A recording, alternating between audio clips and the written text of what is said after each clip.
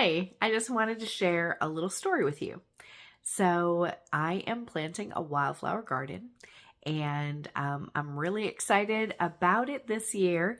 And I have selected all the seeds, and now it's time to get the ground ready. So, in order to get the ground ready, you have to till. I don't know if you've ever tilled up ground before. So, you either need to do it by hand, where you're literally like taking a hoe and just scraping the ground and creating areas where there's no grass and it's just dirt.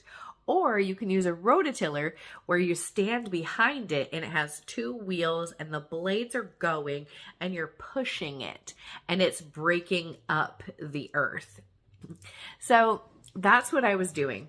My husband started up the rototiller and its engine is going, and I set it down and it started ripping up the earth and propelling it forward.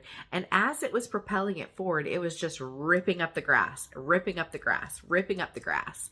And I did one row and then I stopped and I looked, and there was still bits and clumps of grass in it. It hadn't really been able to get deep enough to really plow for it to have fresh seed added to it. So I had to go again and till up that same earth and break up the grass and break up that ground. And then I wasn't even done then. Then I had to go back through and rake out all of the grass and get that ground ready for the seed to be able to plant, so that the seed can go into that ground that doesn't have any grass, that doesn't have clumps, and then it can take hold and take root and grow. And as I was doing this process, it was very hard. It was very challenging. And it just made me think about so many times in scripture where God says to break up the fallow ground, where he says to go in and prepare the soil. And oftentimes that's what we're doing in business. We are breaking up the ground. And so many times we want to reap that harvest like right now, but there are so many steps that have to be done before that can happen. So I just wanted to encourage you, if you're in the beginning phases of breaking up that ground, don't get discouraged.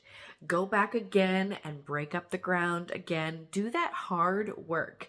And that includes like planning things out, sketching out your goals, getting your finances together, setting up a business plan, getting your LLC, all that stuff that's not really the business, the work that you set out to do, but it has to be done in order to have that pathway to be able to plant those seeds, to be able to have a fruitful business. So I just wanted to encourage you with that thought. Let me know in the comments what you're working on. What part of business are you at? Are you breaking up that ground?